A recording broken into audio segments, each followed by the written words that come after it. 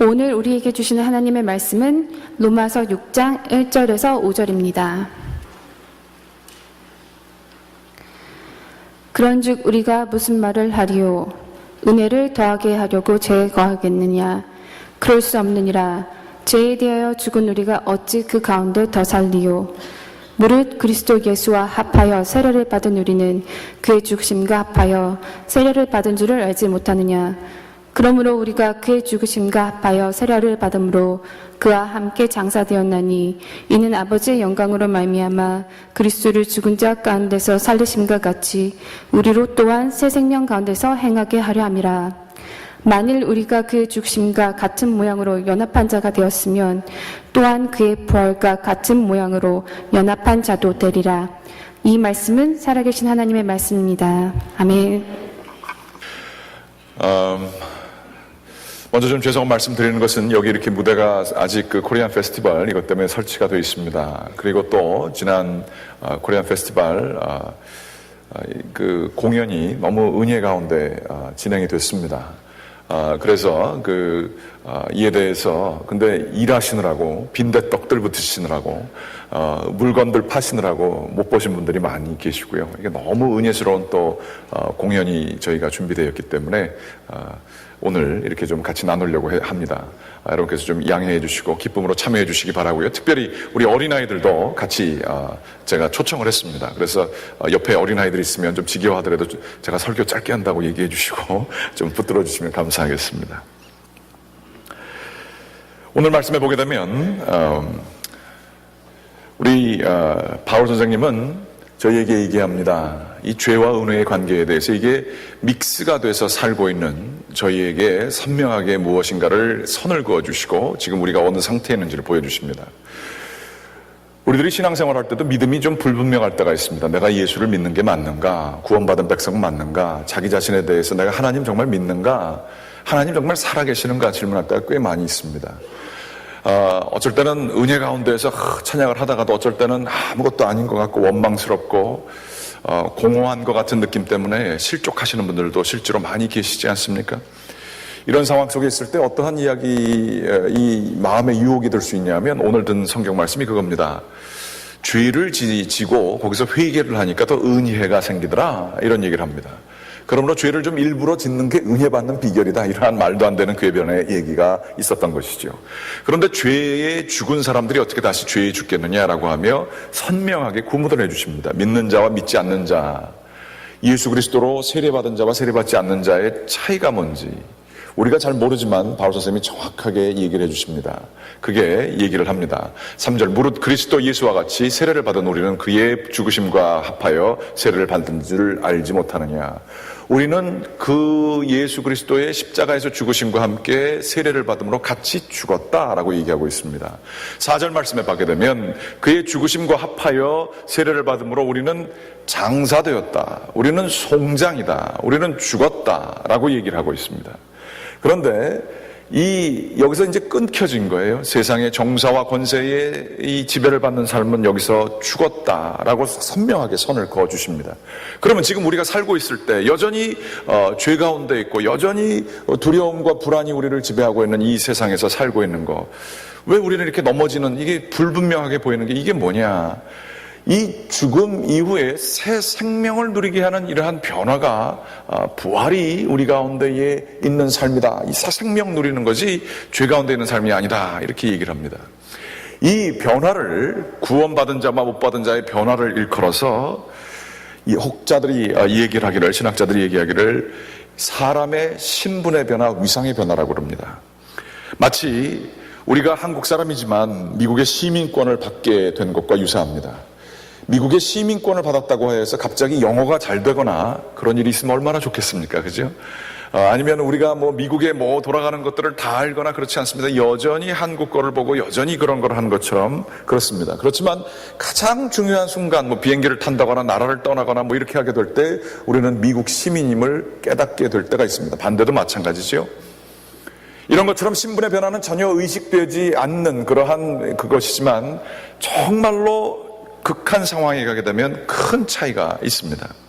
우리들도 역시 은혜 가운데 구원받은 자입니다. 그런데 이 구원이 확실하지 않을 때가 있어요. 그런데 오늘 말씀에 얘기하는 거예요. 너는 죄에 대해서 죽었다. 이 세상에 대해서 죽은 자다. 그리고 너희들은 구원받은 자다라고 하는 것을 선명하게 얘기를 해주고 계시는 것입니다. 세상의 정세와 권세는 우리를 어떻게 다스립니까? 마치 한국에서 다스리는 통치의 방법이 있는 것처럼, 미국에서 다스리는 통치의 그 미국의 분위기가 있는 것처럼, 세상이라고 하는 이 세상에 속한 사람들은 어떻게 해서 어떤 방식으로 살아갑니까? 이거를 성경에서 얘기하기를 정사와 권세, 뭐 이러한 악한 영들이 불순종하는 가운데 불순종하는 하게 만드는 영들에게 속한 자들, 이렇게 얘기를 하는데, 이런 것들이 뭔가 두려움과 불안으로 이 세상에 우리가 종노릇하게 만듭니다. 세상의 방식입니다. 이거 잘못하면 죽을 것 같아요. 죽음이 우리 가운데 보여지지 않은, 눈에 보여지지 않지만 뒤에서, 죽음 자체는 두려울 거 하나도 없습니다. 근데 죽음의 그림자가 우리를 얼마나 두렵게 하는지 모릅니다. 죽음이라는 건 내가 없어지는 것만 의미하는 게 아닙니다. 의미의 문제입니다. 나 이러다가 이렇게 하면 인정 못 받고 무의미하게 되는 거 아니야? 남한테 무시당하는 게 왜 그렇게 싫은지 아십니까? 죽음의 경험이기 때문에 그렇습니다.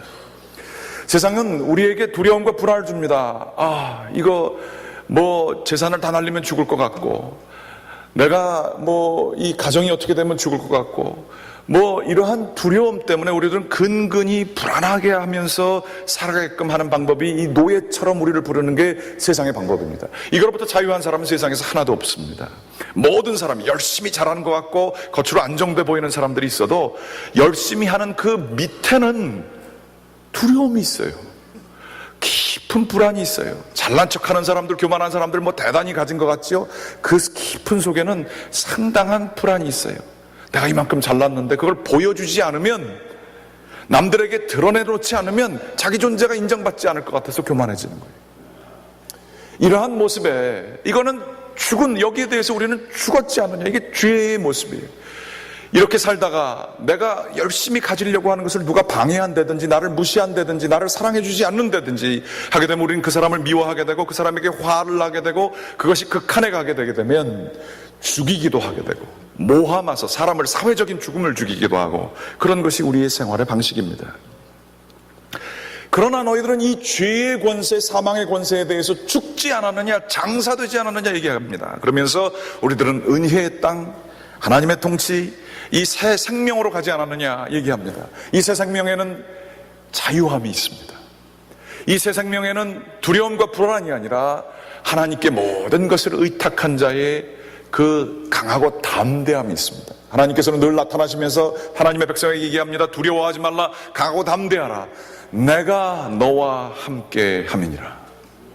하나님께서는 우리에게 늘 확신을 주시면서 내가 이 싸움은, 이 전쟁은 내게 속한 것이다 라고 얘기하시며, 우리들에게 가장 먼저 우리를 두렵게 하는 두려움의 영과 우리를 노예 만들게 하는 그 노예의 영으로부터 자유하게 해 주시는 것입니다. 제가 이 말씀을 준비하면서 뭐 여러 가지가 다 있지만, 우리 갈보리 코리안 페스티벌 준비하면서 제가 두려움과 불안이 참 많았습니다. 구원받은 자인지 확실히 알면서도 이게 잘 될까? 저 교회에 질문들이 많이 있었습니다. 왜 꼭 샌디여야 되는가? 그 정부에서 잘하고 있지 않는가? 대답을 해봤지만 시원하지 않았습니다. 코리안 페스티벌 한인회에서 하는 거지, 영적인 거 아닌데 이거 왜 하는가? 그러한 질문에 저 자신도 자신 없게 대답하고 했습니다. 뿐만 아니라 가뜩이나 교회에 일 많은데 또 무슨 이런 일들을 벌여서 피곤하게 하느냐, 거기에는 저도 같이 동의했습니다. 이렇게 뭘 일을 벌려가지고 그러는가. 어느 것 하나에도 시원하게 대답하지 못하는 그러한 질문들이 있었습니다. 이 것들을 준비하면서 그러한 질문들이 제가 들리고 또 많은 분들께서도 그렇게 생각하시고 계셔서 상당한 불안함이 있었습니다. 준비를 하면서도 참 염려가 많았습니다. 음식 준비를 많이 했습니다. 불고기 맨점에 100파운드 하려고 그랬는데 조금 것 같아서 150파운드 하다가 200파운드 해가지고 이렇게 했습니다. 이거 누가 다 먹을까 걱정도 됐고, 뭐 도시락도 준비하고 뭐 무대도 꾸미고 바깥에 다 했는데 이러다 사람 안 오면 어떻게 하나, 이거 잘못하면 도상원 목사 이번에 끝이다 이렇게 생각을 하면서 불안이 많이 들었습니다. 정말 헌신하면서 그 가운데 보이지 않은 가운데에서도 정말 도와주시는 분들이 많이 계셨어요. 잠을 못 주무시고 가면서 밤에도 이 만두와 구리만주를 빚는 그 꿈을 꾸시는 분들도 계셨고, 그러면서 열심히 준비하셨습니다. 그런데 이 두려움과 불안이 얼마나 컸는지 모릅니다. 이거 어떻게 하나 라는 생각이 많이 들었습니다.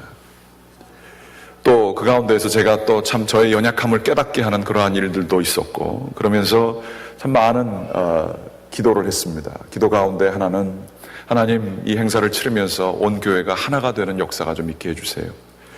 이 교회를 하면서 교회가 우리끼리 은혜 받고 끝나는 게 아니라 남들 섬기는 교회가 좀 될 수 있게 해주세요 라는 기도를 드렸습니다.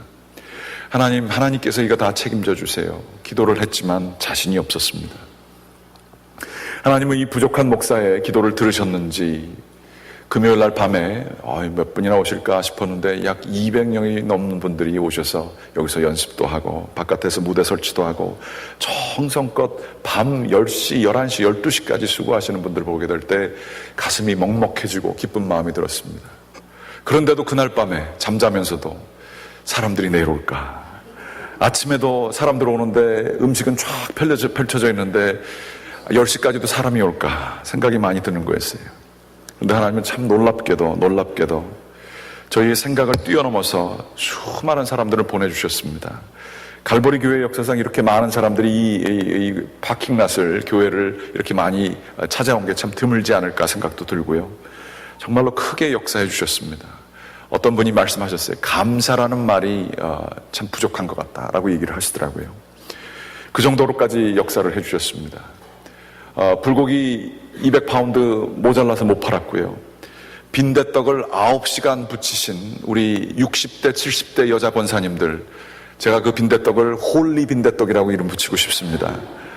빈대떡을 굽는 대로 다 팔리게 되어서 나중에는 줄 서서 이 본당까지 들어와서 사신 분들도 계셨고, 웅진 코에에서 나와서는 자기네가 하나도 물건을 못 팔았습니다만 이 교회가 이렇게 하나된 모습, 기쁨으로 섬기는 모습, 그리고 이렇게 잘된 걸 볼 때 저희는 못 팔았지만 정말로 기뻤습니다. 그렇게 얘기하는 외부인들의 얘기가 있었습니다. 어떤 분들은 또 오셔서 너무나 이 맛있는 거를 먹고 기뻤는데 이거를 자기밖에 못 봤다, 미국 사람들이 하는 얘기예요. 그러면서 꼭 내년에 해달라, see you next year 그러셨다고 합니다.